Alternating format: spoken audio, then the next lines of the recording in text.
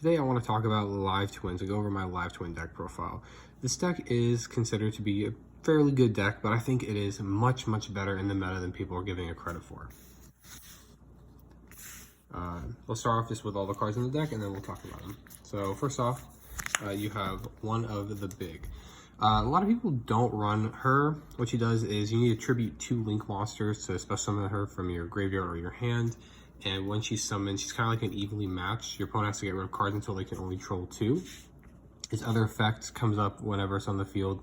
If you have a Kiss Kill in your graveyard, its attack it's plus 2200, so it's a 44 beat stick. You don't summon it that often, but when you summon it, it's pretty important to go for lethal in certain times. But we'll talk about the reason it's in the deck when we go to the extra deck. Then for the monsters, I run triple Kiss Kill. Kiss Kill, when you normal special it, if you don't control Lilla on the field, you can special summon a Lilla from your deck or hand. Then we have 2 Frost. Frost is if you have a Lilla on your field, you can special summon it from your hand. Kind of what this deck does very well is just play around hand traps. You can normal summon Lilla, they'll Veiler it, and you can special Frost from your hand. So there's a lot of hands where you can just play through many different hand traps. This is what this deck specializes in. Then Lilla, same as Kiss Kill. When you special it and you don't have Kiss Kill on the field, you can special summon Kiss Kill from your hand or a deck. And then you have Treat. Treat is the same as Frost. When you you can special summon it if you control a Kiss Kill monster. Now for Treat and Frost, they also have added effects that if they're in the graveyard and you control a evil twin monster, you can banish them to do an effect. Frost is the better one. That's why I run 2 of it. When your opponent adds something to their hand by card effect, you can banish just add something to your hand by card effect. And then Treat, when your opponent or when anyone takes battle damage in the battle involving an evil twin monster, you can target 1 card on the field and lower their attack by that much. Now, the absolute crazy part about this deck is it has a Rhoda, which is called Sunny Snitch. And Sunny Snitch is more than a Rhoda. Sunny Snitch is when you activate it, you can add 1 Live Twin monster from your deck to your hand. So this is going to be a way for you to search out your 1-card combo with your twins, or if they stop you, you can search out Frost or Treat in order to continue your combo. The other effect really helps you survive turns. When Snitch is on the field and you have an evil twin monster, when your opponent summons a monster, you heal for 2 and they burn for 2.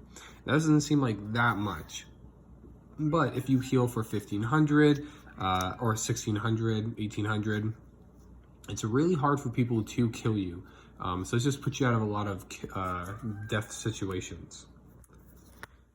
Now we have Secret Password. This is the card that searches the Rhoda. Secret Password adds 1 Live Twin or Evil Twin spell or trap from your deck to your hand. If you control both a Kiss Kill and a Lilla on your field, you can Evil Twin monster. You never do that because you don't want to ever draw the big one anyway. The other spell you're going to be searching is Home. Home is your last extender from hand traps. You have to discard a card as cost, you go -1, but you special summon a Live Twin from deck, and you're locked into Live Twins for the turn. So that's the bad part about it. But it helps you get through Nib. It helps you get through if you get Veilered and you don't have a Treat or a Frost in your hand. You can home to special 1 from deck. It just costs a card, but it's worth it to toss a card to continue your combo. But I only run 2 of them because you don't want to draw it. You just kind of want to search it. The rest of my deck is kind of hand traps and tech. I run 3 Nib, 3 Ash, 2 Bell, 2 Ogre, 2 Veiler, and then 2 Imperm. The reason I run a lot of 2 ofs is because I have Crossout Designator. Crossout Designator is just another way for this deck to dodge hand traps. I sided out going second. I just have it in the main because it's so good. Even when you game 1, you're forced to go second, and you have 1 Crossout Designator in your hand, it's not bad because they probably have a hand trap in their hand, or they have droplets, or they have Coblet Grave or something like that to stop your plays. So running the Designator and having it going second is not that bad. I take it out going second and I slide some more hand traps depending on the matchup. But I really think you should be main decking this card in this meta when everyone's hitting you with at least 2 hand traps per turn, 1 to 2. It's like, this just negates it. Especially this deck plays through every hand trap, but nib is a problem for it, so cross-side just counters that nib. Then you're running 2 droplets. Self-explanatory. A really nice play with droplets is a normal summon one of the twins. They go to negate it, then you droplets send the twin off the field to silence the card on the field or to negate the card's effects on the field, and then you'll summon your other twin. But since now you don't have the previous twin on the field, you can activate the new twin's effect to special summon the other one back from the deck or hand in order to continue your combo. Call by the Grave, Desires, and the one card I think every Live Twins deck should run is Monster Reborn. Monster Reborn plays around hand traps, plays around nib. It's great for going first, going second. It can later on in the game, it's just a special summon, a Live Twin from your graveyard. It is just a Live Twin in itself, which is amazing because if you get nib, you can Monster Reborn your Trouble Sunny. If you get Ogre, you can Monster Reborn and just continue your combo. So Monster Reborn is just a great combo extender and helps you fight those hand traps. Moving on to the extra deck. I know some people run 2, but I run 3 of the reds. What red does is, red and blue extra deck monsters, what they do is if you do not control a Lilla monster on the field, you can special summon a Lilla. If you don't control the other kind, so if you have Kiss a Kill and you don't control a Lilla, or if you have a Lilla and don't control Kiss a Kill, you can quick effect during the main phase to special summon a live twin or any Kiss a Kill or Lilla monster from your graveyard to the field. When you do so, if you special summon Kiss a Kill while you control Lilla, she draws 1 card. If you special summon a Lilla while you control Kiss a Kill, this pops 1 card. So this is mainly your form of interruption when you're building your going first board. The other card you definitely need 3 of is Trouble Sunny. Trouble Sunny is absolutely an insane boss monster.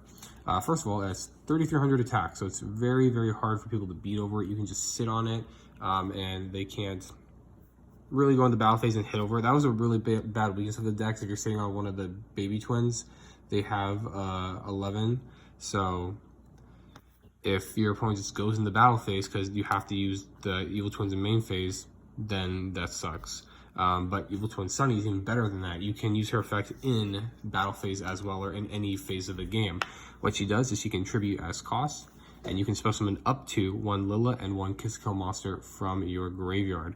Another really good thing about this is if your opponent starts off the game with an Imperm and the Imperm Trouble Sunny, you can activate Trouble Sunny to just special back Kiss a Kill to the field and not the Lilla, so you can still have your pop and have some type of interruption.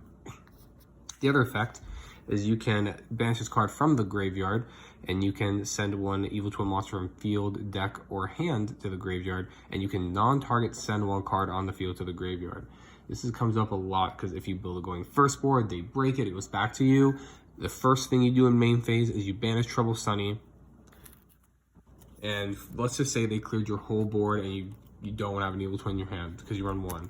And then you mill the Lilla from deck. So the 1 Lilla from deck is just for the Trouble Sunny cost, just so you go first, you build a board, you hand trap them, they get past your full board, you're drawing like 2 cards off of your combo during their turn,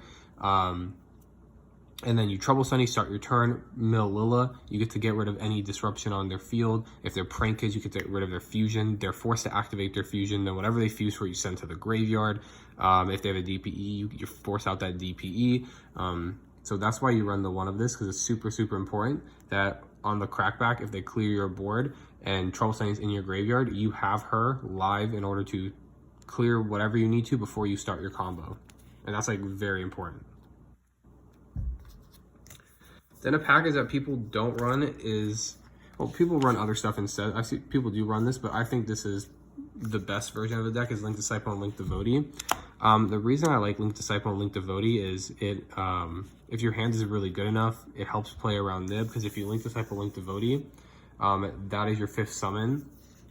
Basically, the combo is you normal summon Kiskill Lila, special summon the other, then you special summon Frost or Treat from your hand, you link up for Link Disciple, you link up for Link Devotee, that's 5. If they nib you, then Link Devotee's effect, when it's attributed while it's co-linked, it summons 2 tokens to the field. That will go off, which is nice, so you still get 2 tokens, plus the nib token, so you get 4 tokens to work with in that situation.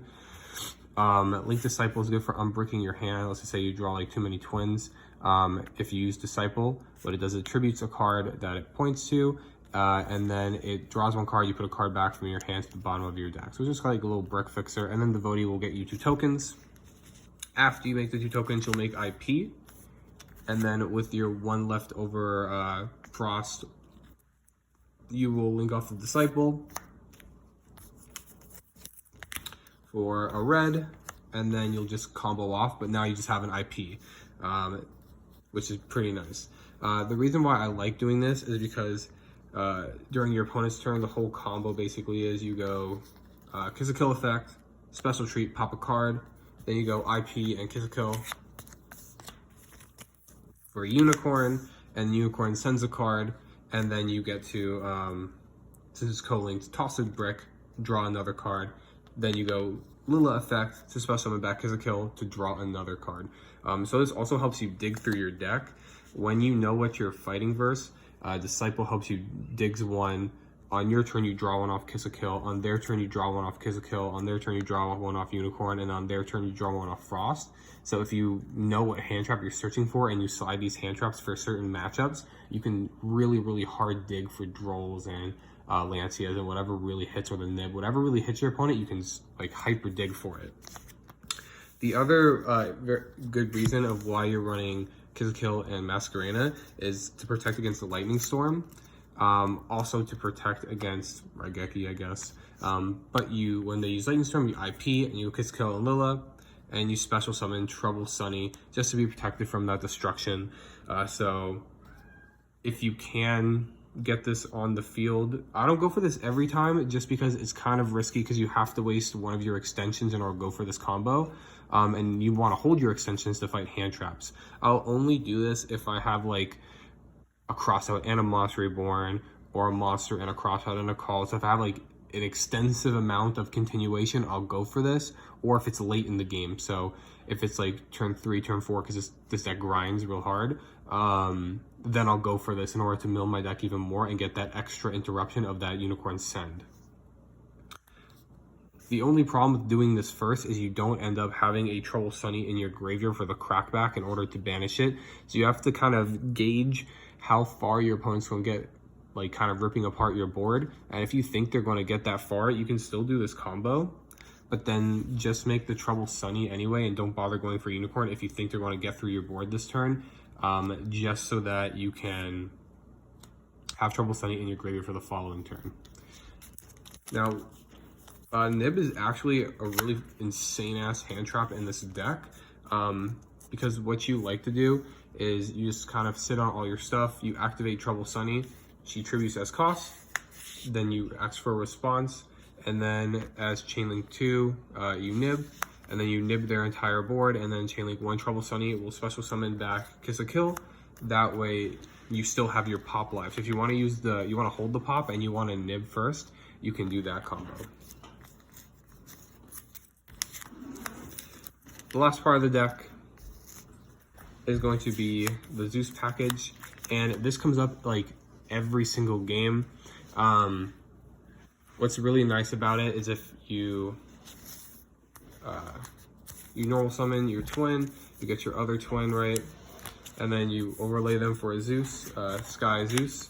What Sky does is when it battles, it can't be killed by battle. And then if it attacks something, it can bounce it to the hand. If it has like a card has like a Send to the Grave effect, or a card is just like can't be killed by battle or something like that. Or if he's bigger than Centuria, you can send it if it's kind of a problem. Then you go Downward Zeus, and then we all know what Zeus does, etc. Now, what's really nice here is you have 1 Zeus for your next turn. If you manage to get a Trouble Sunny or a Lila or Kiss a Kill on the field, what you can do is you can, just like the nib, Chainlink 1 Trouble Sunny to tribute as cost, and then Chainlink 2 Zeus wipe the board, then you get to summon your live twin backs, and you can just get the one red. That way you can have a pop. So you can have a send all and then a follow-up pop. There are a lot of combos where you just normal summon. So use your normal to get this. This just takes one card. This is your normal. So you get the Zeus, you get rid of their entire board, their traps, etc. Then what you want to do is, if you have your follow-up has to be an extension like this and a home. So you activate home and you special summon a live twin to the field, such as blue. Then you special frost from your hand in main phase 2, and then you have the two of them on the field with the Zeus. So then you can actually do the Trouble Sunny combo, and on the crackback you can go use one Zeus to clear their board, then you can end on Trouble Sunny Zeus, pass back to them, and then you can still have hand traps in your hand too, like a nib, so you can, that's just going to be the way you interact with them. And then you would Trouble Sunny, Zeus, you would summon your things, and then it's just a really strong board. I do this like a lot of games. So if you have a starter and double extenders, you can get Zeus Trouble Sunny. For my side deck, I run triple drone Lockbirds, triple Lancias. I was thinking about trying out token collectors. I do like Lancia a lot though, but I might change out for tokens. I get triple Dark Ruler Noboras. Sometimes when you play this deck, you just have to realize if you go second, your hand might not just be strong enough to play through a going second board, and you just have to scoop that game. Some of your hands are very much strong enough to go versus going second boards, but sometimes you just have to realize you pack it up, you can't fight their board. Dark Rulers are for certain boards that like have like a million negations or like a lot of interactions on the board. You can slide Dark. You're not going to kill them anyway because you're live twins, so the Dark Rulers are nice. Then this deck really struggles with back row because you have to do your like full combo in order to summon Lilith to deal with a back row. But if they have back row you need to get rid of, I run 3 Cosmics and 2 Twins. I run the quick play spells because I prefer them over like things like Lightning Storm, just because I want them to be interactive so that I can pop continuous spells, or I can set them and use them again on the next turn. So I do prefer the continuous. And then my last card is a red reboot, just because trap decks are a pain for this deck. And you really don't need any other hand traps in the side in that. You're running them all in the main. The only thing that we're missing is the token collector.